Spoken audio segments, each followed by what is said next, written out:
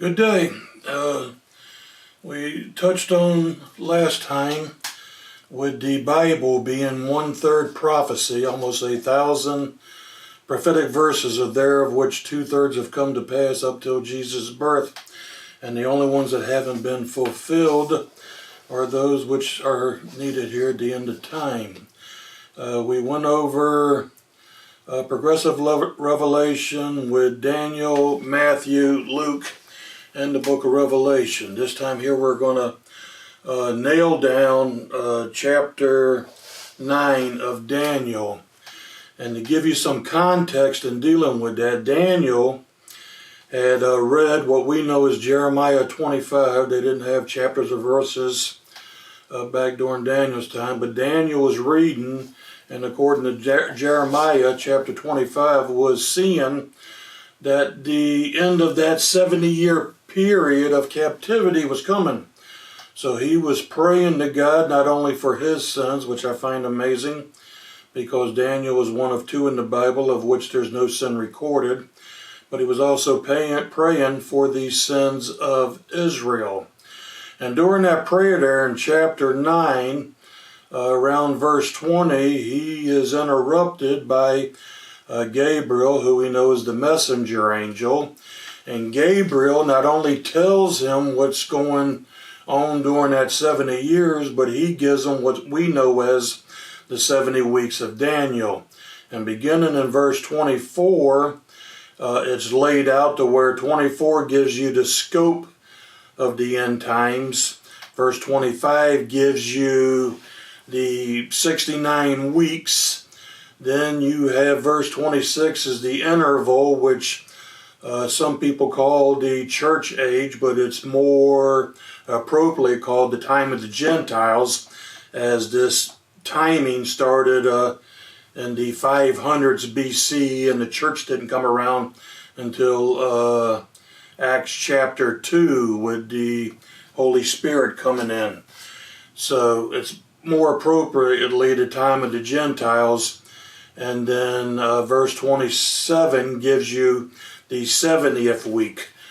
Far too many of our churches tend to put replacement theology. They want to put the church in the place of Israel, and there's nothing scriptural that supports this. So I don't know why they do it, other than putting us where we don't actually belong. You will see over in Jeremiah 30, not only here in Daniel 9 is it referred to 70 weeks, but over in Jeremiah 30, it's referred to the time of Jacob's trouble. And you know Jacob was renamed by God Israel there in the book of Genesis. So what we're going to do first is just read it so you'll have an understanding of it. Beginning in verse 24, 70 weeks are decreed about your people and your holy city to finish their transgressions, to put an end to sin, and to atone for iniquity, to bring in everlasting righteousness, to seal both visions and prophet, and to anoint a most holy place. Verse 25, know therefore and understand that from the going out of the word to restore and build Jerusalem to the coming of the Anointed One, a prince, there shall be 7 weeks, then for 62 weeks that shall be built again with squares and moat, but in a troubled times. Verse 26, and after the 62 weeks, an anointed one shall be cut off, and shall have nothing, and the people of the prince who is to come shall destroy the city and the sanctuary. Its end shall come with a flood, and to the end there shall be a war. Desolations are decreed. And then finally verse 27, and he shall make a strong covenant with many for 1 week, and for half of the week he shall put an end to the sacrifice and offerings. And of the wing of abomination shall come one who makes desolate, until the decree in is poured out of the desolator.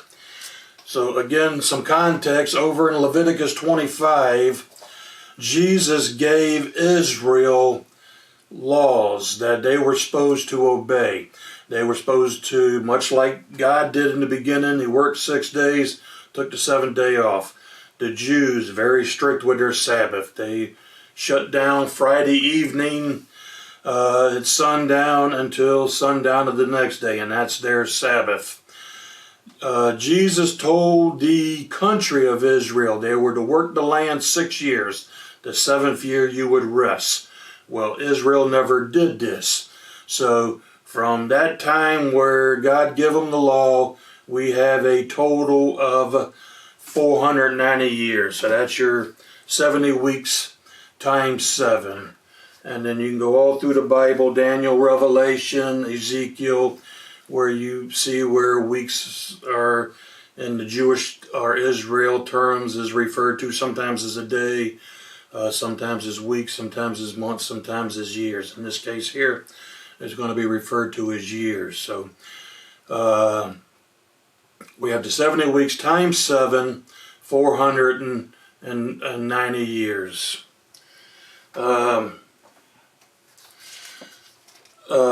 The first 69 weeks. First we have verse 24, 70 weeks are decreed for your people and your holy city to finish the transgression, to put an end to sin, to atone for iniquity, and then we go on down there. So the purpose of this 490 years for the country of Israel is for the atonement for their wickedness that they have committed will be made. Number 2, this was going to put an end to sin after the 70 weeks. Number 3 was the transgressions to end. Number 4 was everlasting righteousness. 5, which we touched on at the beginning, is to fulfill the rest of the prophecies that have not been done. And then the last one is that Jesus is finally going to be king and king forever. Most all of us know the Lord's Prayer. We get to that part, thy kingdom come, thy will be done. Well, Jesus' kingdom has not come to this point now, but during that millennial time, that 1,000-year reign is going to be Jesus' kingdom come, and his will be done for that 1,000 years. So many people will sit there and try to set up when the 69 weeks starts and ended, and there's a ton of different commentaries out there that just put it elsewhere. There were 4 decrees back in Daniel's time, but only one of them is going to apply and apply to this verse here. But you had Darius did a decree to build the temple. Cyrus, who first took over there with Daniel, did a decree. It was to rebuild the temple. Ezra and his book did a decree, but the one we want to focus on is the one with Nehemiah 2 with Artaxerxes.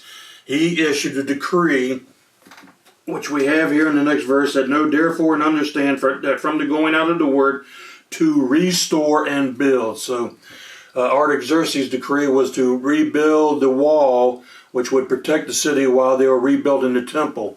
They were putting too much emphasis on rebuilding the temple with the other decree. So this one here that Artaxerxes did over in Nehemiah 2 is the one that applies here to rebuild the walls and rebuild the temples. So this is where they should be counting their first 69 weeks from. And if you sit there and count the 69 weeks and multiply it out, you're going to come up with 173,880 days.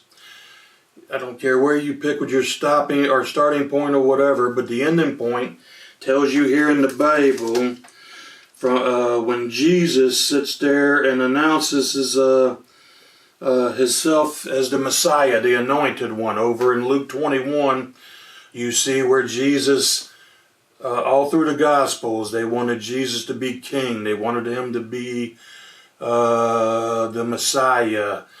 And where Jesus finally allowed himself to be declared the Messiah is over there in Luke 21 when he rode in on the donkey. That was the 173,880 day that Jesus did that. And when we get over in Matthew and Luke, we'll touch on that's some more. That's the first part of the problem. The second thing is you want to know how long Israel's going to be out of the land. Well, we need to go over to Leviticus 26. And when you read down in Leviticus 26, God tells them that if they don't do all this stuff that I've been talking about for the last 5 minutes or so, about the atonement, the transgressions, and all that stuff, that their sin is going to be multiplied 7 times more. So when you do their sin there, then you want to know how long. So over in Ezekiel 4, I believe, up there in the beginning, God tells Ezekiel at the time Israel and Judah are split into 2 kingdoms. And I believe he tells them there where he says you lay on this side here, and for each day you do represents, a week of time. And when after that period's done, then you lay on the other side. So I believe for Israel he laid on 390, I believe. And then for Judah he had to lay 40 on the other side. So you have a total of 430 years there. That was going to be their sin thing. Well, they just done the time at Babylon for 70 years. So we take the 430 minus the 70 that they both have served, and you get a total of 360. Now we go over to what I just told you over there in Leviticus 26, which is the 7 times. And you're going to have 7 times 360 is 2520, 2,520 years. And then when you multiply that by the days, you're going to come up with 907,200 days.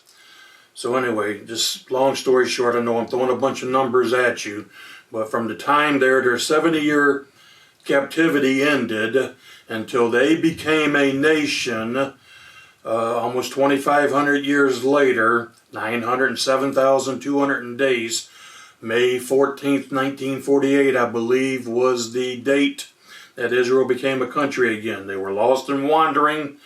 They were no longer a country until they came together that time in 1948, which fulfills all that prophecy. If you're here in the States, I tell you decade, you know what I'm talking about. 10 years. I just tell you a decade, and your head you're ringing a decade. With the Hebrews, everything in their thing is a week, or the Hebrew word is Shabuah. They work off 7s. When you do a further study, you'll find that's called like a heptadic structure. And when we get to Revelations, we're going to deal with hundreds and hundreds of 7s. So back with this here, the 62 weeks it shall be built with squares and moat but in troubled times. So that's where they're going to build not only the walls to protect the city, but also to protect the temple. And after the 62 weeks, remember we had the 7, then the 62, so that's the 69. So after the 62, which is the 69 weeks, an anointed one will be cut off. So that's where Jesus is crucified. And sure bad enough. And the people of the prince who is to come shall destroy the city and the sanctuary. Its end shall come with a flood, and there shall be war, desolations are decreed. So this here is going to bring up Titus here in 70 AD. And Jesus prophesied this, and we'll touch on this more with Mathew study there in 24, where he predicted 30, almost 40 years before the event, that Jerusalem would be destroyed, not a stone would be on top of another, and that's what we're dealing with here. And then you have that time of the Gentiles. Like I said, you'll hear churches say it's the time of the church age, but the church age doesn't start until the Holy Spirit descends over in Acts chapter 2. And verse 27 is where we get to our last week. And this is going to deal with the Antichrist. And he shall make a strong covenant with many for 1 week. So you're going to have a person In the church, we're not going to know it. We're going to be raptured out of here. So all these churches trying to guess the Antichrist, you're doing it for nothing. You're just wasting a lot of time to get more souls into heaven. You're going to have the Antichrist is going to get the Israel and the Muslims together there for that 1 week period, that 1 7-year stretch, Revelation 6 through Revelation 19. And they're going to make a strong covenant. It's supposed to last for the 7 years, but halfway through is where you're going to have the abomination of desolation that is mentioned several times in the Bible. And that's where the Antichrist is going to break that covenant and go in and desolate the temple. And for the half a week, it shall put an end to the sacrifice. So all the stuff that the Jews were doing, the tribulation temple, which is their third temple, he's going to put an end to the sacrifice and the offering. And on the wings of abomination shall come one who will make desolate until the decree is poured out on the desolator.